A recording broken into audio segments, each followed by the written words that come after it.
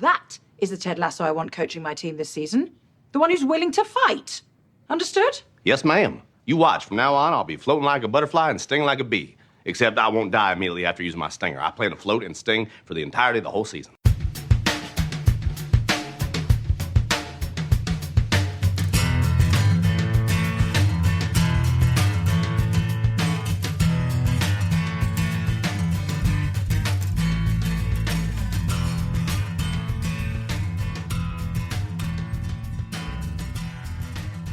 Welcome to the Managing Humans podcast.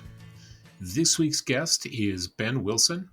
Ben and I were co-managers at Amazon Web Services a number of years ago, and I've always found him to be one of the most human and caring managers that I've ever worked with. And he was the first, most obvious guest for the show. And I think that after you listen to this episode, you will know what I have seen in Ben's work and Ben as a person. And I think that everyone's going to take away a lot of great information and some really interesting thoughts about how we manage people, especially when they have difficulties at work, and we want to help them find the best way through those things. We also talk about talented jerks, how they are useful at work, and how we just have to learn to be better managers around them, and how we can really show up for our teams and find ways to be present and make sure that we're always working at being a professional manager as our main job, that everything else comes second. So without further ado, here's this week's episode with Ben Wilson. Oh, welcome to Managing Humans, Ben Wilson. How are things in Sydney, Australia? Thank you. Thanks for having me. Things are good. It's a winter's day here in Sydney. It does actually get cold here. It's down to sort of below 13 degrees centigrade. I don't know what that is in freedom units. So yeah, kicked off my morning with taking my eldest child to gymnastics, and then I'm spending some time with my youngest child, who's 3.5, at a cafe eating gingerbread man. So yeah, really excited to chat to you. Thanks for having me here. Yeah, very nice. I guess that is one of the benefits of having managed or being a manager is you get an insight into working with children. Parenting. Yeah, could say so. Some individuals have needed that more than others, and sometimes I've needed parenting as well. Right. So yeah, for sure, yeah, there's some preparation. I guess it does go both ways. Yeah, negotiation skills. Yeah. Definitely. Yeah, definitely, yeah. And understanding people's needs, let's say. Yeah, exactly. So a little background for listeners. So Ben and I met each other for the very first time at Amazon when we became co-managers of a team. I don't know if it was by accident, but I was surprised. Our boss, Josh, came in and said, "Hey, you're getting a co-manager tomorrow." And I'm like, "Okay." Tomorrow, and he's Australian. One day's notice. I don't even know. It might have even been that morning. I think they started moving the desk in, and I was like, "What is this for?" Amazing. So amazing. I'm gonna have to have Josh on to discuss that just by itself. So, but we quickly became best friends and mutual love of many things. And I guess the one we'll talk about on this show is managing people like human beings.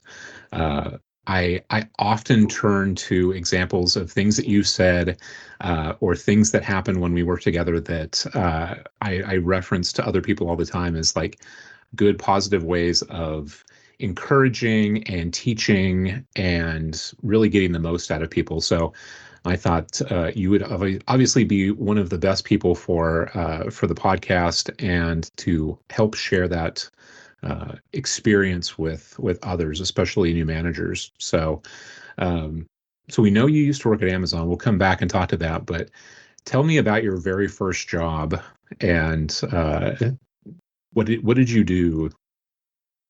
Very first job, managing folk, or no, just their first job. Where did you get your first paycheck that wasn't from someone in the family?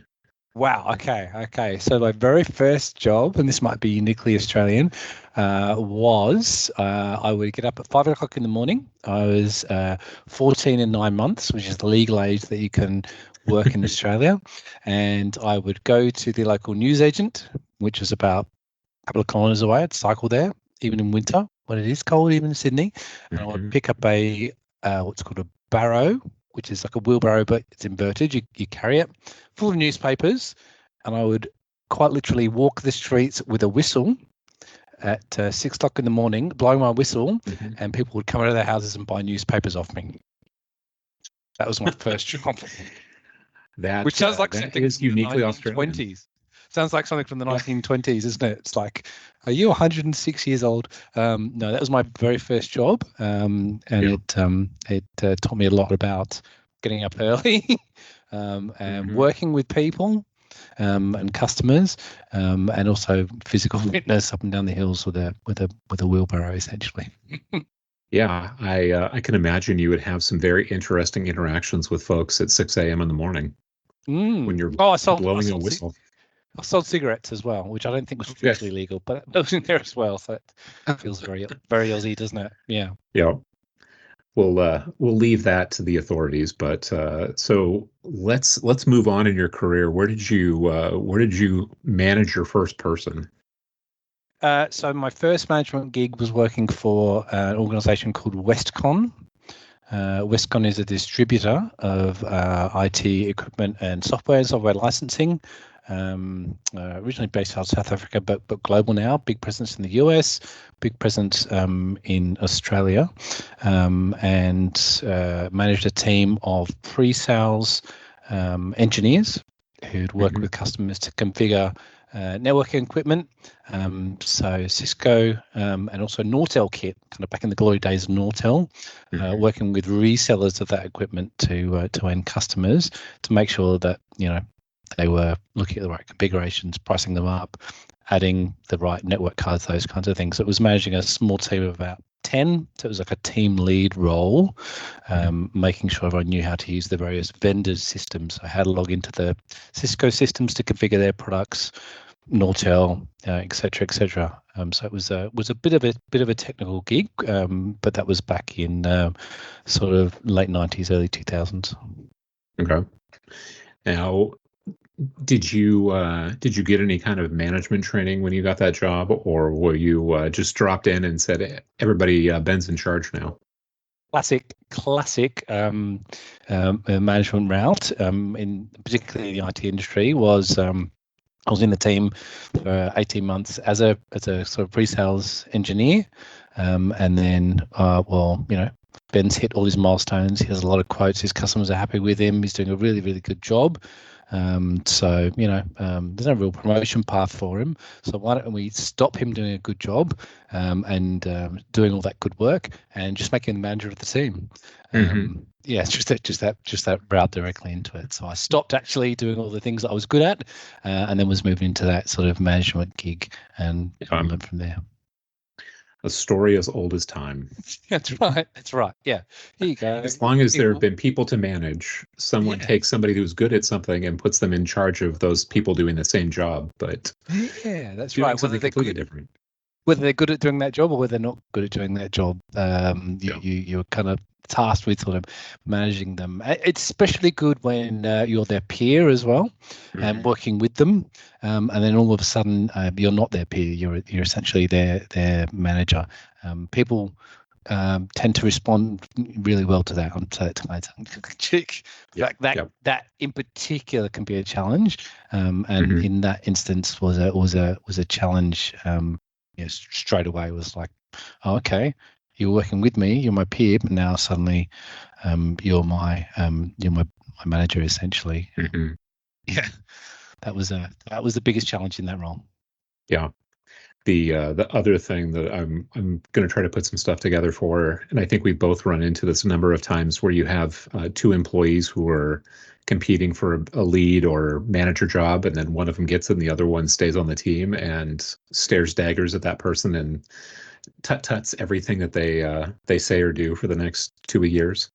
Yeah. You feel like you watch like a hawk. Well, there was an individual that in that particular team was sort of gunning for that role as well. So we had an interesting time. But proud to say that we worked through it. I was determined to kind of get them on board. And I remember at the time I was talking to another mentor of mine in the business, and they challenged me because I was really struggling with it. And they challenged me and said to me, Ben, I want you to make best friends with that person. Like, doesn't matter what happens, just make it your job to be, best mates with that person in a business sense. Just get them on board, just take their ideas, and one of the things that I did in that situation was I approached it head on. I didn't try and hide from it. I let them know. I was like, I know we're both going for this role, and I've ended up in this particular role, and you might not be happy about that, which I kind of denied and dodged, but just for pride's sake, I think. So yeah, we were both through that, which I was happy about. It was a challenge though. And that happens when you're a manager in most situations. Whether you're promoted into a role from the team, or whether you come in to manage the team, you will run into folks that think that they can do it better. And one of the things that I learned from that is sometimes they can. To listen to them and listen to their ideas, and we can kind of get into that. As opposed to go through. Yeah, that's the two examples are the internal management candidate who knows the business really well and takes on the challenge of becoming a manager, and then the other one is the person who has management experience and comes into a new company and has no idea what the product does, what the people do, who's who, and you're a bit lost no matter which scenario you're fulfilling there. Yeah, and in both, I've been in both situations, and in both situations, there are advantages, right?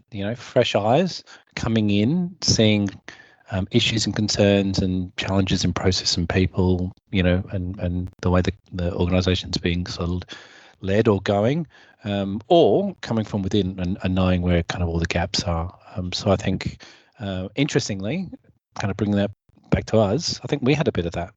When we were looking after the team that we were looking after. You were newer to the organisation, whereas I'd been in Amazon for a couple of years, so 2-3 years. And it was a similar situation to the situation I was in at Westcon, in that I worked really hard for 2 years and moved into a couple of different roles. I'd actually moved out of the role that we ended up managing into a different role to kind of launch a product at Amazon, but then I was pulled back into the same team as a manager. So I had that background, knew the systems, and thinking back to the way we worked together, there was a lot of that.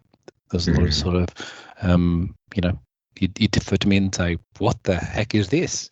How does this work? I've never heard this person or team, and being like, oh yeah, I've worked with them for years. But then also we'd run into, challenges as two leaders managing the team. And again, needing to be united on managing the team. And I've never run into this management challenge before. Have you? And you'd bring that other perspective into it. Or just like, why are we doing it this way? Whereas, I might kind of sit back and go, well, we've always done it this way. This is the way the team works. This is the way the product works. So never been challenged on that, which I think was fun. But yeah, we're getting ahead of ourselves now. So yeah, we were uniquely qualified for that role together. Yeah, I would agree. Yeah, for sure. Absolutely. Yeah. Personality wise and just our experience in the organization. Yeah. Yeah. And I think the really important part of that I saw was that you were especially able to be a quality check on what people were doing, how they were doing it, when they were doing it, and you could really address performance issues that we ran into. And I think at a different level. If they were doing it as well, right? Yeah. Yeah. A good one. I don't want to get sidetracked, but a good one was cherry picking queues in the queue. That was a big one for me. You know, queue of work comes in, and folks had the ability to pick the ones, had the ability to review what was in the customer's question and challenge that was coming back to us, and either take it or not take it. And that was I was very lucky that very early on. I guess I can mention his name. Devon, who is now a manager in that same organisation, challenged me when I was very early in my training as an IC in that particular team to take on the hard cases when I saw them, not cherry pick, because that was the only way I was going to learn. I remember it was like second day of training when I was flown to Seattle, and Devon said to me, "Take on that hard case because that's the way you're going to learn about newer kind of challenges." That might have been because he wanted to continue to cherry pick. I don't know. Devon's a nice guy.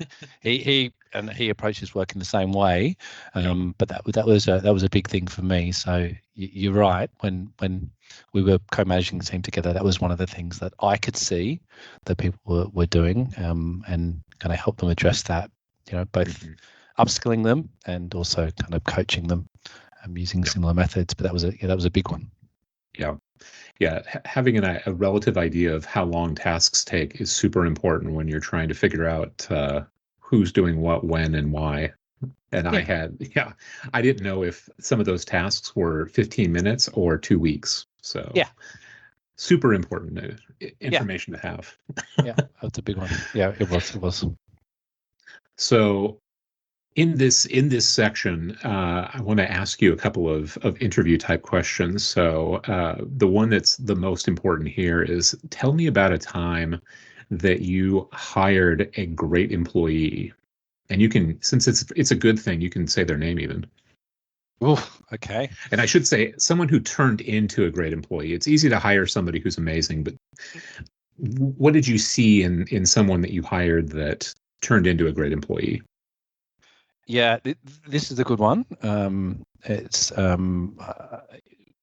you'd left the organisation, and we had some turnover at Amazon. We had some folks move into other roles because the team and the organisation was growing, and it was a big sort of feeder into the business, the team that we looked after. So lots of folks would move into other teams, and we just had that kind of turnover. So we had a big round of hiring, and I was fortunate. I'll just name it. I was fortunate enough to interview someone called Savannah. I don't know if you met her.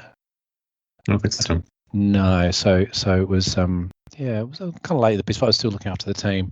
And Savannah had a technical background, but it was extremely technical and in a different industry, healthcare focused and very much database focused. So really was her experience wasn't particularly aligned to the team that we looked after, which was more interfacing with kind of customers. But I saw that she had an extremely quick ability to learn, and she learned in the interview process when I was interviewing her, reference back to some of the things I talked about earlier in the interview, and also had that great balance in an employee between being able to be technical but kind of translate it. I think the thing that was missing was a good understanding of how to work with other teams in the business to kind of get things done. And so that was, we worked on that together, and it took a good kind of 6 to 9 months. But what I saw was someone that kind of had that balance right between being able to understand something in depth and then translate it into the customer, and that's kind of rare, right? You often get people who are super good at understanding technical depth, but then just can't translate it back to other people or are unwilling to, right? Like just like talented jerks, I'll call them. And talented jerks are great if you can target them, and they're and often in the team there's someone who looks after the data or looks after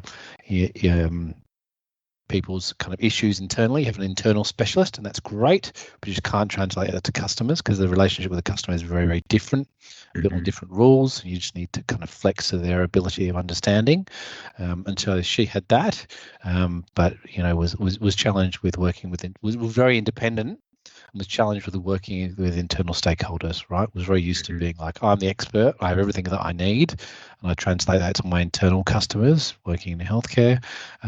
But I've never had to kind of rely on other people, and that was kind of frustrating. So teaching her mechanisms to be able to do that and to, set people as being accountable when she needs something from other teams, that was a big part of the journey. But that was, that was one of the best hires, I think. In particular, I made at Amazon, and she's been hugely successful at Amazon, multiple promotions, and promoted to a higher level than I, which has happened a couple of times with people I've hired, which is great, right? Like it's going back to what we talked about before about peers being kind of promoted in teams. There's a couple of people that have been promoted to higher levels in the organization in Amazon, beyond the role that I was in, and that's always a thrill for me to kind of see that happening and see people kind of succeed beyond what traditionally you could say was my success, which is kind of relative. So that's happened with Savannah and a couple of others. It's always awesome to see. Yeah. You said that our team was used a lot to kind of stock the rest of the company. I always call that we ran the hiring garden. We had the location where everybody came in, got planted, and then other teams would come by to see what products we had on offer and take a couple carrots and some lettuce and some celery when they needed it. And we had to keep going back to replant that garden. Totally. It's a very different kind of hiring process and structure than a team that you want to build and keep together and keep in place and not hide it away from everybody else. Oh, it was always a massive challenge, but when we're hiring folks, that you kind of keep the long term in mind, and kind of understand that and structure the team kind of accordingly. But that also means lots of energy with feeding and watering and right. pulling out the weeds, which you can also talk about as well. That's yeah. You gotta have that story in there too. So with Savannah specifically, or with hiring in general, what's your favorite kind of question or method to get to that kind of underlying skill or ability that you're looking for when you're interviewing? Yeah, I mean, there's a couple of things. The standard interview questions, just to kind of level set and make sure they have sort of the basics, and that's quite structured in a lot of organisations to make sure that there's consistency. We don't miss anything. So that's the basics. Get there, ask those standard questions. What would you do in this situation? Can you tell me a time when you've had to deal with X, Y, Z? But I think the two things I always look for are curiosity. So just keep kind of a running tab as we run through the interview, how curious they are about how the way things work, because that to me tells me that people are then going to be good at that learning how to learn inside an organization, because you ultimately want to set them up to be kind of independent. You don't want to do everything all the time, but you also don't want to teach them all the time. A bit of teaching's good, but a lot of it's about, do they have the ability to learn how to learn? And that might have been learnt through different roles or through school or whatever journey they've been on, or different organizations. So just look out for that curiosity. Are they asking questions about how the team works, how the products work, how the customers interact, how detailed does that get? So that's not really asking questions. It's just kind of making sure they're actively listening to how they kind of present and journey through. And then the other one that I always throw in is what I call a bit of a bastard question at the end. And so I'm giving this away now. So, the next people I interview will know this if they track this back and look for me on LinkedIn and get interviewed. Although often I get confused. That shows their curiosity. So it does. Exactly. Lines up, right? Often, this happened a couple of times. I'll tell you that story in a sec. Often people confuse me for other Ben Wilsons because I've got a very common name. The basic question at the end is always, what did I not ask you about? What are you most proud of that it wasn't uncovered in this whole interview process? What question were you sitting there waiting for me to ask you, or hoping I would ask you, so you could come back to me and tell me kind of where you're at? And that one's super, super, super revealing. Mostly not necessarily what they kind of tell me, although sometimes that's interesting, but also often how truthful people are and how honest people are when they're kind of put on the spot, like how they react, because it kind of shows their humanity, right? Like sometimes people might say, I'm kind of annoyed that you asked me that question because I don't have I don't have anything. That shows kind of humility. So that's the other one I throw in. And I can tell you the best answer I've ever received there, but it's that's the one I throw in as well. So to see how they interact as a person, see who they are, and make sure that they're a fit for the team, whatever the kind of hiring model is we're looking for. Does that make sense? Yeah. Well, and I think that gets to a really important thing to remember, especially if you're just starting to hire. It's not necessarily the answer to the question, it's how they think about it and how they react to things, which leads me to something that I think about that you pointed out to me. And I think about the hundreds of interviews that I've done, and I can't believe that I had never thought of this before. But you called out in a debrief that the candidate had done a dumb guy voice when talking about a customer, and that was proof that they were not customer obsessed. They weren't thinking, they didn't have empathy for the person's situation. And I think about that every single time I do an interview now, because it's so simple, but it lets you see the inside of like what they're thinking and how they think about customers. And not that I have a question around this, but No. I think that's just so valuable to look at those things, and especially when you've interviewed enough people that you start to like see those trends and those ticks and traits of good employees, and like how their interviews go and the things they say, the things they don't say, or how they say them. I mean, I think that's super valuable for a new manager to, learn from others and even ask those questions of the managers that they're working around or with.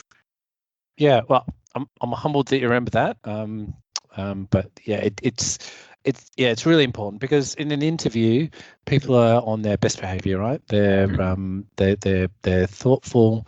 They're very much thinking about how does Ben want me to respond, right? And so it is looking for those non-verbal cues, but also voice tics and those kinds of things, not in any kind of ableist way. People have different ways of speaking, and particularly when you're working with technology-focused folks, that we work with all sorts of individuals, but really about the way that their answers are kind of presented. And yeah, I know that customer voice. Now you mention it, using that customer voice is even if what they're saying and how the customer's kind of coming back is respectful, it is an insight into absolutely that's how they see their job and their customer as a hindrance or someone that's not on their level.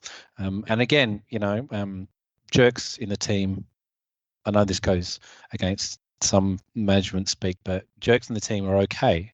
Like, talented jerks are okay as long as you have that function in the team and you understand, and that they can be, that can be kind of helped and managed kind of accordingly. But there's a balance, and if you need someone who's customer focused and they use it or see customers not in the way that it's a kind of a partnership, in this particular example, then that's super important. So thank you for reminding me of that, because I kind of forgotten about customer voice, but hopefully I'd pick it up again if I was in the interview situation. Yeah. So let's move on to the PIP section of the interview. So, what do you want other managers to do better? And so this could be a manager you're hiring, a manager you're working with. What's one of those things that you really want other managers to focus on and work on? Yeah, I mean, there's a few things, and I'll be honest, I did write a list. So I think Good. invisible That's management. preparation. That's number one. Always Yeah, be preparation. That's right. Be prepared, which is probably I'm very much an in the moment person, so preparation's not hot for me, but that's something I need to work on. But in this case, I did. So I think the first one would be invisible management. And so what I mean by that is a lot of what I think we do as leaders when we're leading teams or managing folk, supporting folk, is those thousands of small interactions versus one or two kind of big ones, right? And making sure that balance is right, and making sure that it's consistent, right? Because a lot of how we manage folks is through an email, a group email to the team, something in a chat that everyone can see or one individual can see, saying good day to people in the morning, making the coffee kind of when you come in. People see that. They also see your interactions with other people, and that's all invisible management. That just happens without necessarily people kind of seeing. So it's making sure that then is consistent. It can be different, but close to consistent as you can be with those kind of one-on-one moments to avoid kind of surprises, right? So making sure that kind of matches is super important. I think the other thing is making sure that transparency is important. I know you've talked about that before. Transparency is important, but when there's non-impactful or non-helpful issues that you're working through as a manager or as a co-manager, keeping those to yourself if they're non-impactful, right? They're just things that the team has to work through. There's no need to constantly share them, right? In fact, it's your job to solve those issues. So, I mean, you could almost call it like, shielding the team. Right. But I mean, it's not, some of those things the team could see and know about, but it's not useful for them to know about, right? Mm-hmm. It's just non-impactful at all. So just, not sharing everything or huffing and puffing about it. I think that's a big one. I've got more. I've got heaps. Do you have any questions about those?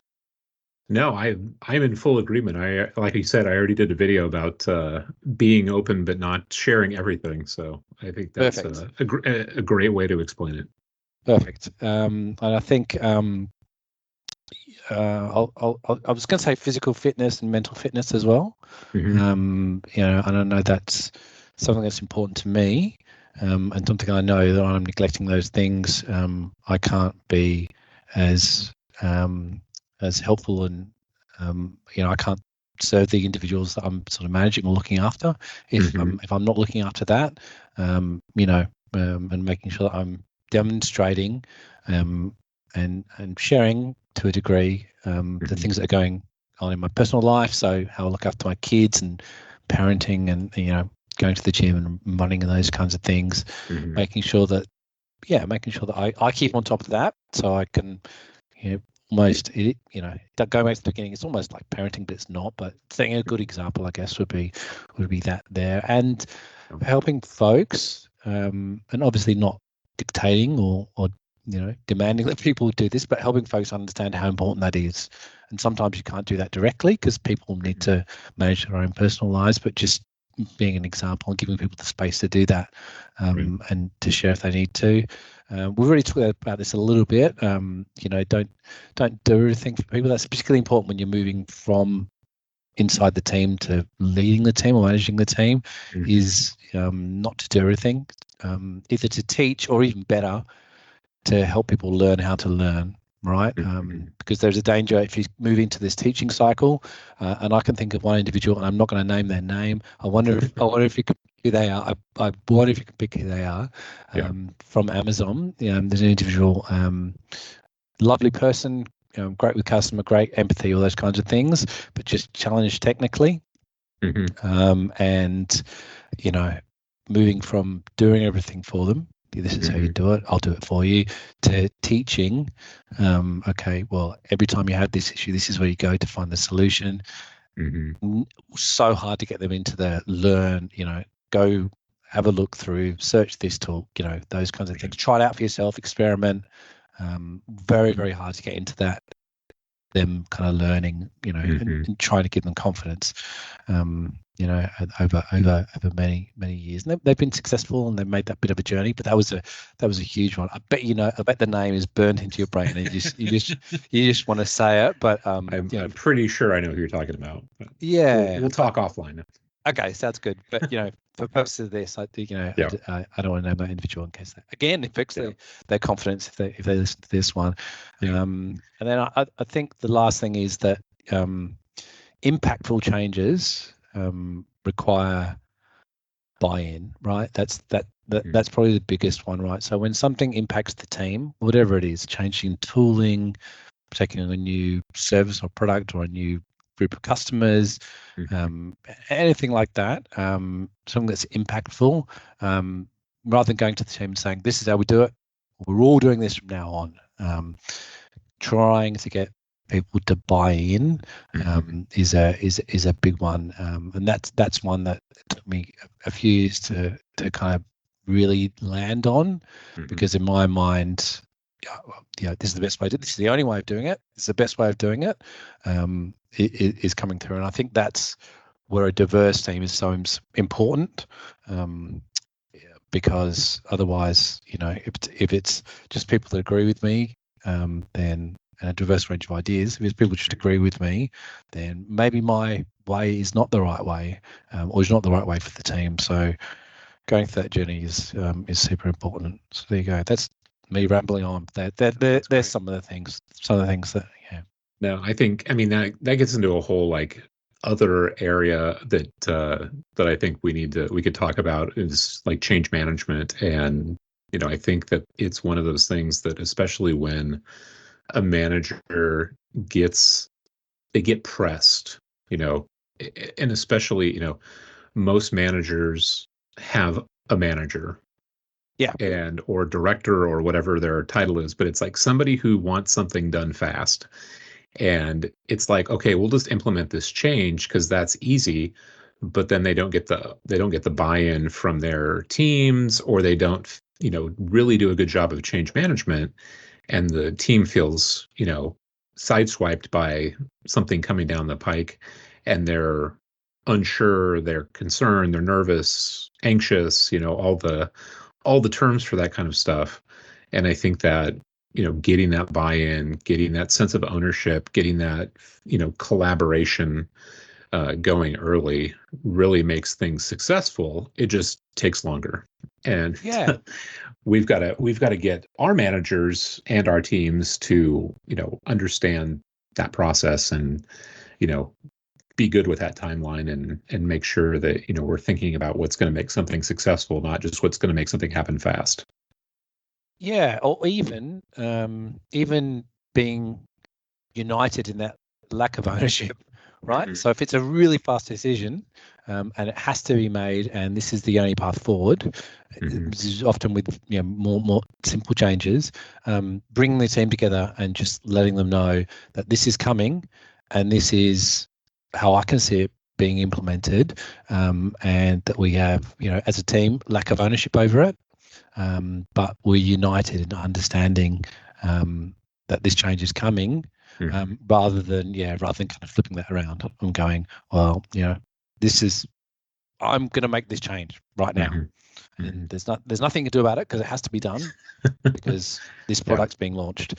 So it's like it just being united, and that's the difference between those transparent, helpful.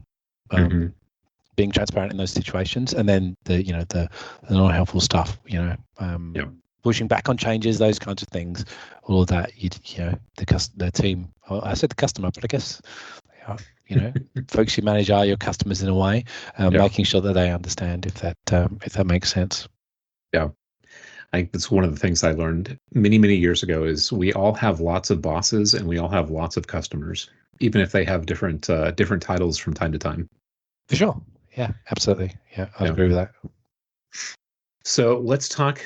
We talked about hiring a great employee. Let's talk about a real performance improvement plan, or a firing or layoff that you had to do that might have been a struggle, or it might have gone really well, but has something there to help other managers learn a lesson from. Yeah, I'll go back in time, well, way back in time to one of my first roles. Because kind of don't give us future layoffs or firings. People might hear that. So okay. We'll go back to when it already happened. Chad, you're fired. I'm going to leave now. I'm firing myself. I'm going to leave now. So I think, yeah, it's a classic one of, and it often seems to go hand in hand. It was a combination of performance and attendance. And attendance is one of those things that's like, it might sound funny, but one of the things that my dad instilled in me was he always said it was like, just show up, right? He comes from a long line of grocers, actually, like a couple of generations of folks that owned grocery stores in the UK, in the north of England. And then he was a teacher for a lot of years, for a good 15 years. And in those, you can imagine those, having that kind of business and that kind of role, showing up's like super important, right? Someone's got to be there to teach the kids, right? If you've got a grocery store, you have to go and buy all the groceries like at 3 a.m, and then all the fresh fruit and veg, and then show up and kind of sell them. So the person I was managing at the time had a combination of kind of both. Low performance, just enough performance to scrape over the bar every single time, and they'd been in and out of like performance management, and they'd just dip below, and then I pull them up and they'd just dip above for long enough.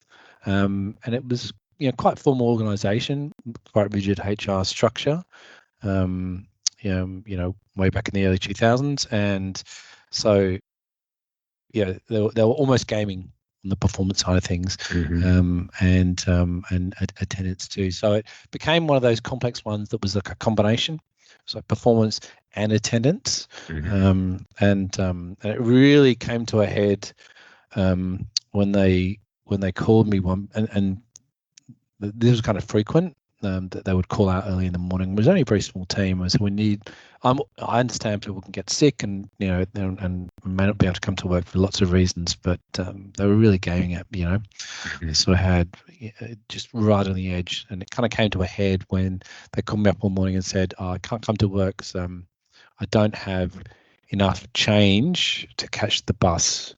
I didn't get any cash out and any change to catch the bus. It's sort of like 8 o'clock in the morning, and the phones started at 8:30. I might have told you about this, and I actually said, "Oh, okay, well, where's your nearest bus stop? Go there." And I got in the car and I drove out sort of half an hour and picked them up and brought them to work, right? And then consequently, watched them go out and buy lunch, right? So there were no cash machines where we worked at the time.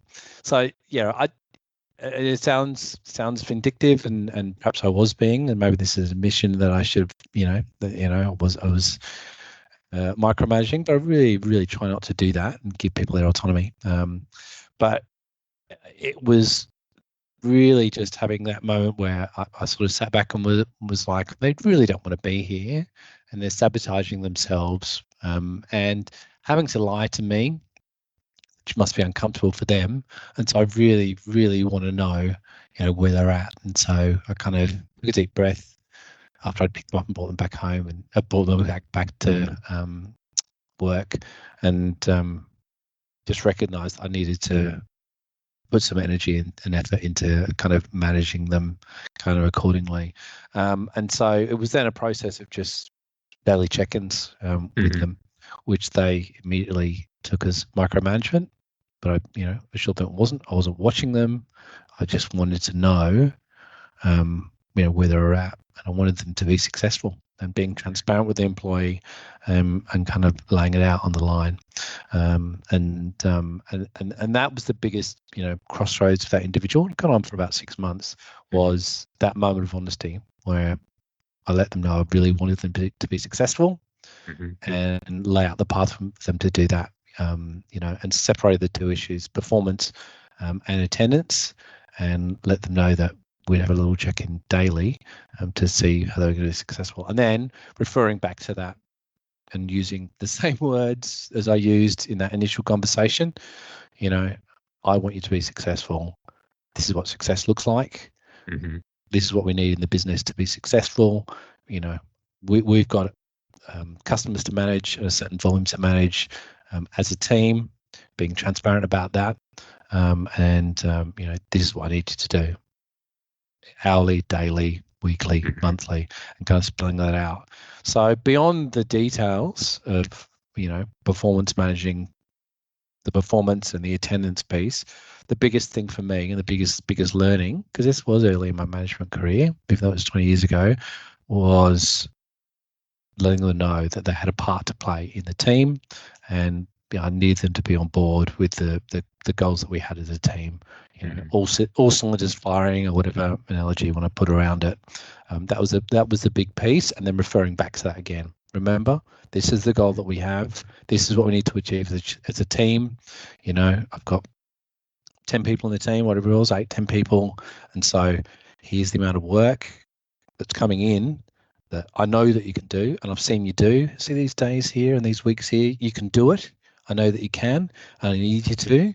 And if you can't, then we need to talk about why, and kind of work through it. So yeah, long story short, but that's the piece, that honest moment.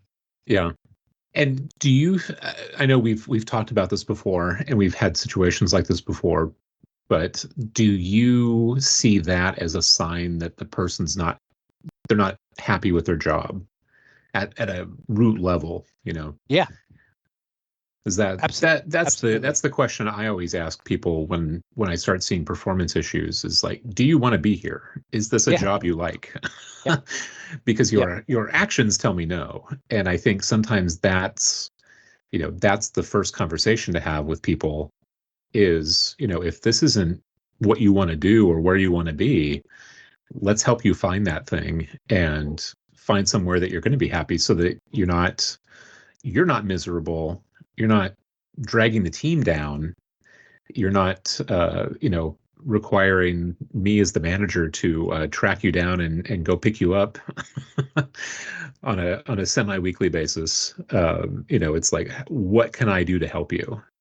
Yeah. I think it's a really, really good point. And for a lot of folks, this individual's in a situation, maybe it's subconscious, and they haven't got to that point themselves, right? And so like my approach of just saying, well, this is the performance we need to me because we have it's like a light bulb moment. Hopefully they'll get to that point where they're like, oh, right, okay, yeah, I hate it here. Yeah, I hate it here. I know that you need me to achieve this, so we can achieve our goals as a team and as a business. But this isn't what I want, because I don't want to get out of bed in the morning. I mean, I'm a terrible morning person. Everyone, lots of people hate getting out of bed in the morning. But if you know that the team's relying on you and you enjoy parts of what you do, very rare to have a job where you enjoy all parts, but you enjoy parts of what you do, and you understand the goals and what you're trying to achieve, and you understand you like the interaction with customers.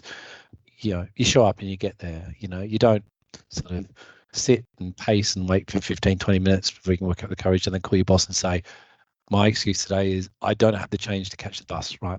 And so, I really like that approach. That's a good point, is helping people get to that kind of understanding around what's the performance that's required of them, and whether they want to be there or not. And then having that honest conversation, and then kind of helping them. I think the challenge in that situation, Chad, and particularly more recently, and just in Australia, we're crunched on the economy, and I think in the States it's kind of the same. But it's always a challenge. The challenge there is It's hard for people to be honest about that with you, because they want the paycheck, right? So it's cutting through that can be difficult, but that's part of the challenge as a manager, right? Is to kind of cut through that, even if they don't admit it to you. Of course, I want to be here. It's like going back to that interview discussion we had before. People on their best behavior because they don't want to lose their job because their responsibilities, but they also may hate it and try to avoid it as much as possible by dodging the work or not showing up. The other piece to throw in there as well is they may not be capable, and they might need coaching, or they might need help, or it's just not a fit for them, right? Like I will never run a 2-hour marathon, right? And no amount of training is going to help me kind of get there, and that's okay. Trying to translate that can be a little bit more difficult, depending on the role. Yeah, very good point. So let's move on to the debrief. I could talk to you all day about management, but we got to keep this about a commute's length so people will listen to this. So sounds good. One kind of 2-part question. What's something you learned from the best manager you ever had, and what's something you learned from the worst manager you ever had? Best manager I ever had taught me to be patient, I think. She taught me that it's a bit of a long game, right? And that bumps in the road are going to happen, and that's part of the gig, right? I often would get frustrated with not being able to get my own way, basically. Why can't people in the organisation see it from my perspective, and why can't people on the team see it from my perspective? This is what needs to be done, and it needs to be done to get to a certain outcome, whatever it is. Why can't people see that? And that can be for a range of things like resourcing, systems, process, technical debt, those kinds of things. It's like, this is impacting everyone really badly, and it's costing the business more money. We'd be more efficient, more effective if this change was made. You're going to run into those bumps and scratches along the way, and you can try and influence them, but sometimes you're not going to be able to get to that outcome for a whole bunch of reasons, political reasons, people not able to understand from your perspective, or people having kind of different motives. And so probably, the best boss I ever had taught me to kind of think more long term, and just to be patient and understand these things happen, and that has helped me. I'm still not perfect at it, but that has helped me understand, not to take those things personally, not to get twist myself up into knots and lose sleep at night and those kinds of things, but just to make sure that everyone understands my position and the challenges and the impact of not making certain changes or whatever they are, and then kind of work with the tools that I have within the organisation, be it resourcing, tech debt, whatever it might be. That was a big lesson for me, and it's helped me be a better manager, because now I can translate that to the team. Talking about being transparent, just translate it to the team and calmly let them know, yep, we have let our position be known. The teams that can affect this part of the business are aware of that.